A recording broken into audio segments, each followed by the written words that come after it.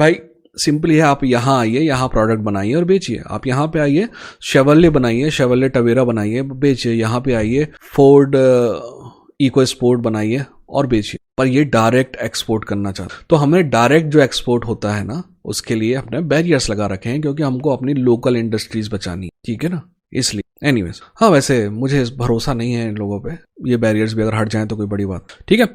They have among the highest tariff too far higher. They have most strenuous and obnoxious non-monetary trade barriers of any country. आप समझ रहे हैं monetary और non monetary trade barriers क्या होते हैं? Monetary trade barriers ये होते हैं कि भाई आप यहाँ पे बेचेंगे तो हम इतना टैक्स लगाएंगे। पर हमारे कुछ बैरियर्स ऐसे हैं कि भाई आपको ये पर्टिकुलर चीज़ तो ये है कि इतनी बनानी ही पड़ेगी। दूसरी, अगर आपकी कंपनी यहाँ इन्वेस्ट कर रही है तो बहुत सी इंडस्ट्री ऐसी हैं जहाँ पे आपको इंडियन पार्टनर लेना पड़ेगा, ठीक है ना। तो ये नॉन मॉनिटरी हो गए, और I don't think so they are wrong. उसी की वजह से हमारी इतनी तरक्की है।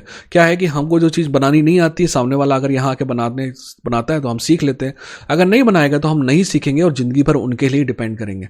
मान लीजिए कभी हम किसी वॉर टाइप सिनारियो में चले जाएंगे तो हम कोई चीज़ बना ही नहीं पाएंगे। मैं इसका सबसे बेहतरीन एग्जाम्पल आपको दूँ, अमेरिका ने क्या किया। अमेरिका जो है, क्योंकि एक कैपिटलिस्ट सोसाइटी है, वहाँ पे रुपये से बड़ा कुछ नहीं है, सॉरी डॉलर से बड़ा कुछ नहीं है। बोलते ना the whole thing is that कि भैया सबसे बड़ा रुपया, देखिए वहाँ पे डॉलर से बड़ा कुछ नहीं है। तो अमेरिका ने क्या किया, अमेरिका सब कुछ बनाता था, एक नंबर बनाता था, क्वालिटी भी अच्छी थी, सब कुछ था। फिर धीरे धीरे धीरे धीरे वो अपनी सारी फैसिलिटी जो है वो एक्सपोर्ट करने लगे। मान लीजिए कि वो कार बनाते हैं डिट्रॉइट पे, सेम कार मैक्सिको में या चाइना में बनाने में सस्ती पड़ती है, तो बना वहाँ से अपना मार्जिन बढ़ गया, पैसा बढ़ गया, तो आप वहाँ से बना के अपने ही देश में इंपोर्ट कर लो उसको।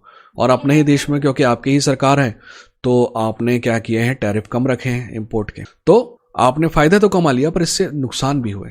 पहली बात, वो जो फैक्ट्री अमेरिका में थी उन पे जो मजदूर काम करते थे उनकी नौकरी चली गई, है ना। नौकरी जाने से बहुत सी चीज़ें होती हैं।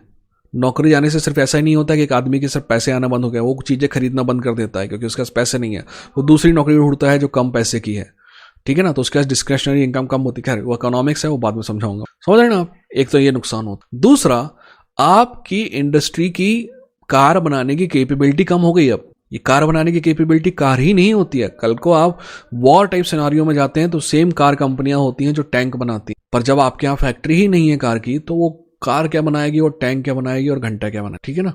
तो that's how America exported almost everything. अब अमेरिका सिर्फ हथियार बनाता है मेन तौर पे, और भी दूसरी चीजें बनाता है, but they are not that big. बाकी सारी चीजें जो है वो बाहर से बनवा के बुलवा लेता है, ठीक। अब एक बात आपको समझनी होगी कि मैंने ना कोविड के दौरान अमेरिका मास्क तक इंडिया और चाइना से इंपोर्ट कर रहा था।